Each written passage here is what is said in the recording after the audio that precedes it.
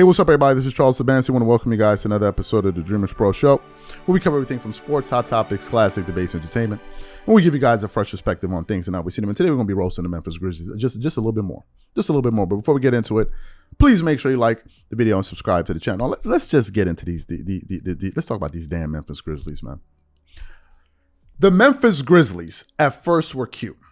At first, they were cute. They're like, oh, wow, there's this young team. There's like a college team in the NBA. They play a lot of energy. They talk a lot of trash. They hype, dancing it up, doing all kind of stuff, twerking, everything, right? That was, and a lot of people loved it.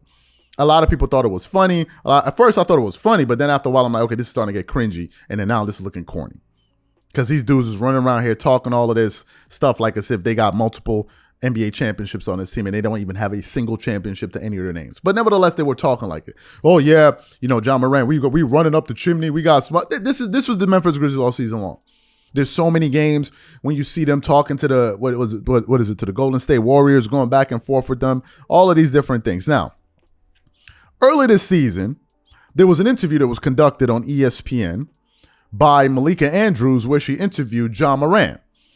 And during that interview, we're not going to play it again. I'll just quickly summarize what happened. During that interview, they were talking about a range of things, and she essentially asked him, hey, what is your outlook in the West? No. She said, what competition do you, what are the teams out there that you're looking at that really you view as competition? He said, there is no competition. He said the Celtics, right? He said the Celtics. And a lot of people like the Celtics. Celtics play in the Eastern Conference. A lot of teams in the Western Conference. You got the Clippers, you got the Nuggets, you got the Lakers, you got the Mavs. At the time, right? You had all of these teams, right? So he said, and she was like, what about the West? No teams in the West. She was like, he was like, I'm fine in the West. And she was like, okay, all right. And he was like, yeah, we got it. And of course, a lot of people loved it. Like, oh, they twerking it up, man. I love the confidence. I love the bravado. I love all of it. I love it. A lot of dudes was condoning it. It's like, oh yeah, I love it, man. It's, you know, you got to love the confidence. I'm like, this is not confidence. It's delusion. How can you say you have no problems in the West? First of all, what made the Memphis Grizzlies the best team in the Western Conference? When were they the best team? When were they the consensus best team in the Western Conference? When did that conversation happen? They were never that, right? But nevertheless, there were a lot of people still throwing their support in their direction. So what happened? They go into the first round, facing the Lakers, the team that I picked to beat them in 6 games, by the way. The video's up there. We did a playoff preview in the lives. And they're going in there. Dylan Brooks talking his smack, talking about, oh, you know, LeBron is old. I don't care. And do you know? I mean, you know, it's one thing if it's like Kevin Durant, right? Or Jason Tatum. Let's say Jason Tatum. It's like Jason Tatum saying, I don't care who LeBron is, right? People will feel a type of way, but at least Jason Tatum knows he can go out there and give LeBron a run for his money. He can get buckets. He can defend. But in the case of Dylan Brooks, he's a great defender and an average offensive player. So I'm thinking to myself, and I'm sure a lot of people are thinking like, yo, bro, why would you set yourself up to get flamed by a dude that is perfectly capable of giving you 35 points on any given night? Why would you do that? Why would you risk that embarrassment? But nevertheless, this is what they did. And what ended up happening? They got beat in 6 games, and yesterday they got slapped. They got slapped by the Lakers by 40 points. It was so bad. The Lakers were like, man, we don't even need to play AD and these guys. Like, come on, like, let's just rest. Like, why are we even paying? Like, can we get these guys off the court? But it was an embarrassment. They got blasted.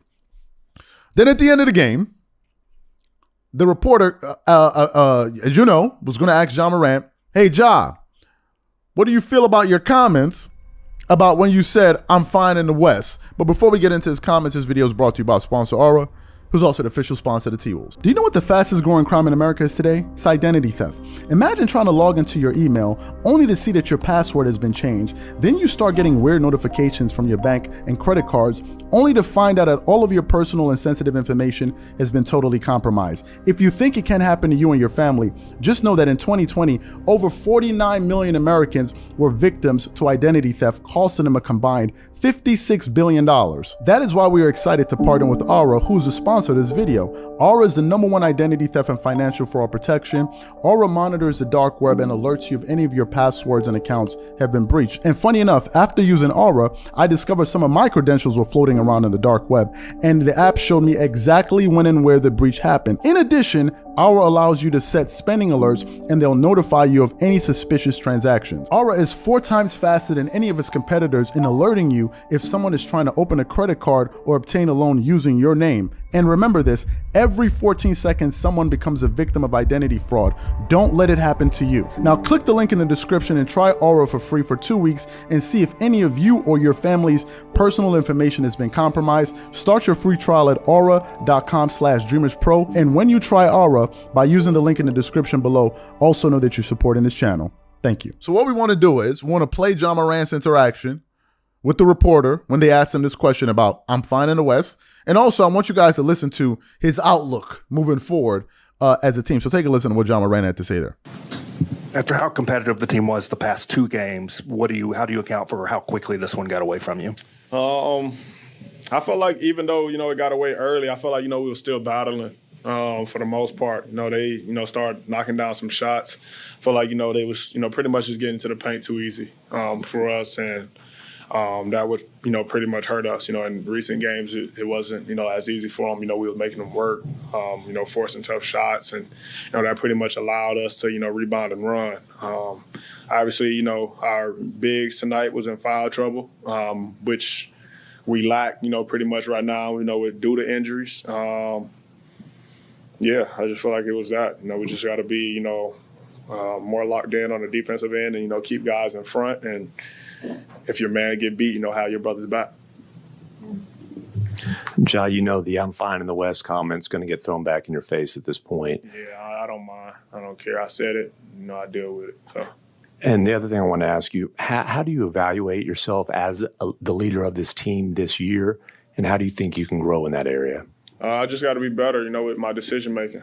That's pretty much it. Off the court issues, affected us as a organization, pretty much. So yeah, just more discipline. Kind of along those lines, but it's something we've been talking to everybody else about. There's been some themes about taking things for granted, not enjoying every moment, maybe even a little entitlement for the team. How do you see that, those issues, and if they related to this team? My issues? No. Do you feel like your team at large took things for granted this year that you hadn't taken for granted in the past? Nah.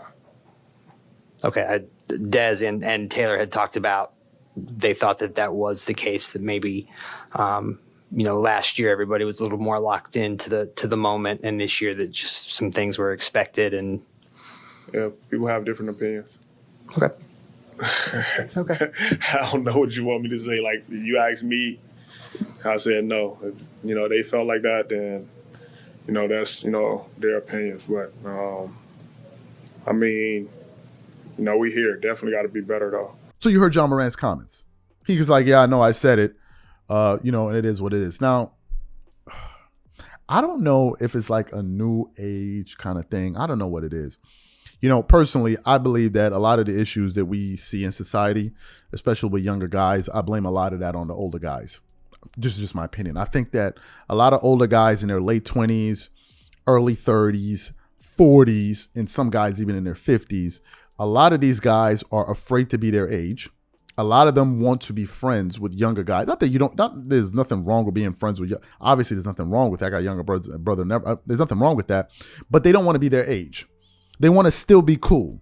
They want to still be like, yeah, I'm with the young crew. They want to dress like the young dudes. And therefore, they're afraid to correct them. Like, yo, bro, you looking like a bozo right now. That's a stupid thing to say. A lot of people got on Shannon Sharp because, oh, he hating. He's not hating. You look like a bozo saying these things. You do. You know why? Because by you saying those things, if you don't go out there and deliver, you're going to look like an idiot. So Shannon is like, and a lot of us are like, bro, just chill out. There's no need for all of this. And some of these guys feel like, oh, I'm being confident, but you're not being confident. You look silly. So I think a lot of the older dudes are trying to be like the younger dudes. And basically nobody wants to be their age. Nobody wants to be their age, apparently.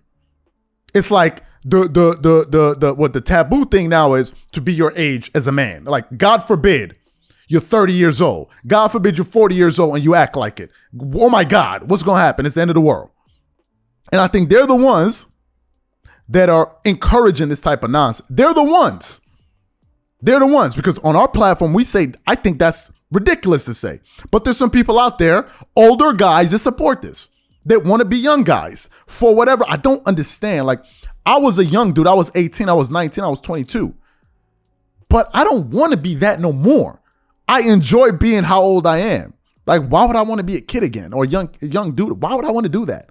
Why do I want to? It's like the Nas song. Dudes want to live their second childhoods. They want to go back twice and live it twice. Why? Why? What's wrong with being an adult? So to me, these are my thoughts. But hey, that's the Memphis Grizzlies for you. For me, I stopped taking this team seriously a long time ago. Next year, if they're still talking trash, I don't think anybody should even pay any attention to them, because all they do is talk trash and they don't back it up. They haven't won anything at all. These are my thoughts.